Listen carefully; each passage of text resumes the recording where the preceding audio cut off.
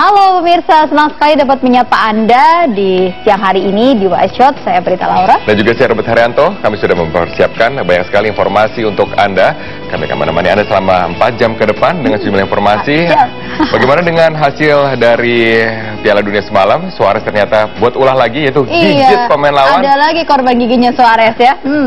Dan juga banyak sekali informasi tentang menjelang Pilpres dan juga tentunya informasi tentang kearifan budaya di Indonesia dan informasi yang inspiratif untuk Anda telah kami siapkan. Dan juga tentunya yang khas di White Shot adalah jurnalis warga. Nah, untuk informasi pertama kita akan melihat dulu bagaimana nih kampanye presiden, kampanye calon presiden. Ini sudah mulai ramai di daerah Palembang. Betul. Sekarang ini calon presiden nomor urut 2 Joko Widodo kembali melanjutkan agenda kampanye di Pulau Sumatera setelah kemarin Jokowi berkampanye di Jambi. Hari ini dijadwalkan akan menyambangi Palembang. Dan untuk informasi selengkapnya sudah ada rekan kami Hafiah Yahya langsung dari Palembang, Sumatera Selatan. Ya Hafiah, apakah Jokowi sudah tiba di sana dan apa nih agenda kampanye hari ini? Bukan hanya uang kita masih ada berapa. Iya, Berita dan Robert, saat ini Joko Widodo telah tiba di Gedung AIK untuk menemui pengurus dan juga anggota PGRI sekota Palembang, di mana Jokowi hadir sekitar 15 menit lalu untuk menyampaikan terkait dengan sertifikasi guru, kemudian tunjangan guru dan juga berbagai hal mengenai dunia pendidikan di Indonesia. Dan begitu pula tadi kami sempat berbicara terkait dengan dunia pendidikan bersama dengan pengurus PGRI, di mana mereka berharap agar presiden terpilih, termasuk juga harapan kepada Jokowi untuk bisa memajukan dunia pendidikan di Indonesia. Berikut kita simak bersama-sama orasi dari Joko Widodo di hadapan ratusan pengurus dan anggota PGRI sekota Palembang. Pembangunan manusia, dan itu dilakukan lewat dunia pendidikan. Yang melakukan adalah, yang memberi isi adalah bukan lain adalah Bapak Guru. Kalau kita tidak mempercayai itu ya repot. Coba yang didahulukan infrastruktur, yang didahulukan produksi pangan, tapi dengan cara apa? Kalau manusia-manusianya tidak disiapkan terlebih dahulu, kualitas manusianya tidak disiapkan lebih dahulu, manusianya siap, akan muncul sebuah produktivitas. Produktivitas ada, akan muncul daya saing. Kalau anak-anak kita pinter, ke depan itu persaingannya bukan persaingan masalah kita punya anggaran atau tidak punya anggaran, punya kekayaan alam atau tidak. Singapura tidak punya kekayaan alam sama sekali, tidak punya. Tapi kenapa mereka bisa meloncat seperti itu? Korea juga tidak punya.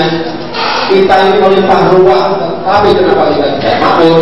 Karena kita meninggalkan yang utama, pembangunan manusia lewat pendidikan, lewat Bapak Ibu guru, itu aja. Kita lupa betul. Kita ini disorientasi, tapi kita tidak menyadari bahwa pendidikan itu nomor 1, karena manusia dibangun lewat pembangunan manusia di pembangunan SDM sebagainya lewat. Percuma kita punya kekayaan alam yang besar, tapi kalau pembangunan manusia yang tidak disiapkan, siapa yang akan mengerjakan? Yang menikmati bisa orang-orang asing nantinya. Betul. Kita harus sadar itu. Jadi kalau menyampaikan masalah tunjangan sertifikasi dihapus, logikanya dari mana? Bapak Ibu semuanya, saya jadi komite sekolah itu 13 tahun, jadi saya ngerti betul betapa pentingnya sebuah kesejahteraan bagi guru. Kemudian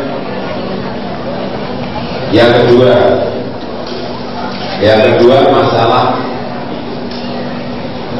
pendidikan. Menurut saya, dan saya sudah berbicara tidak sekali 2 kali dengan jajaran pengurus pusat PGRI mengenai dunia pendidikan kita. Kalau menurut saya, jajaran PGRI sudah sama. Pendidikan di SD itu mestinya 80% itu hal-hal yang berkaitan dengan budi pekerti, dengan sikap dan mental, berkaitan dengan karakter. Karena itu fondasi. fondasi. Meskipun pelajarannya matematika, tapi dikaitkan dengan masa-masa itu, masa sikap mental, kejujuran, masa budi pekerti, masa kesantunan, itu yang harus kita lakukan. Kalau tidak fondasi, anak-anak kita karakternya hilang. Percuma mereka menjadi pinter, tapi pinternya nanti digunakan untuk minteri, untuk korupsi, untuk hal-hal yang tidak baik, untuk tidak jujur. Fondasi itu gimana di tingkat sekolah dasar?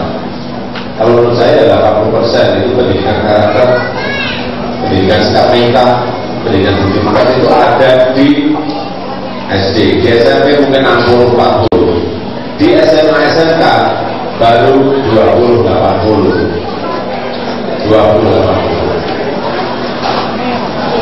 Oleh sebab itu, sekali lagi, ke depan tumpuannya ada di Bapak Ibu semuanya, bukan di siapa-siapa.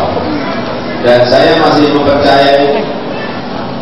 percaya bahwa PGRI mampu organisir guru-guru dan membawa pendidikan pada kualitas yang jauh lebih baik, melonjak sehingga menghasilkan sumber daya manusia baik. Dunia pendidikan kita harus berubah,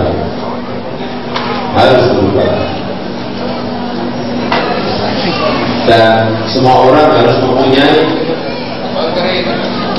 pikiran yang sama bahwa kunci Indonesia bisa melonjak itu pendidikan harus yang utama. Percuma kekayaan alam kita besar sebesar ini, tapi pengelolaannya tidak didukung oleh sumber daya manusia yang baik. Dan yang terakhir, apa ya, masih ada isu apa belum? Gak ada. Wah, masih ada isu lagi enggak? Jangan-jangan bisa kalau ada isu lagi. Mungkin untuk Bapak Ibu guru saya paling penting itu aja yang saya sampaikan. Ujian itu jangan sertifikasi yang isunya mana-mana itu yang perlu saya luruskan.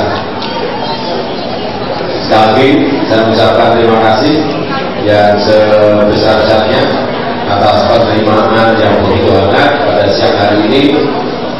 Ucapan ini saya sampaikan secara tulus karena memang kedekatan saya dengan PGRI sudah waktu semenjak saya jadi wali kota membangun monumen guru, monumen PGRI di kota Solo.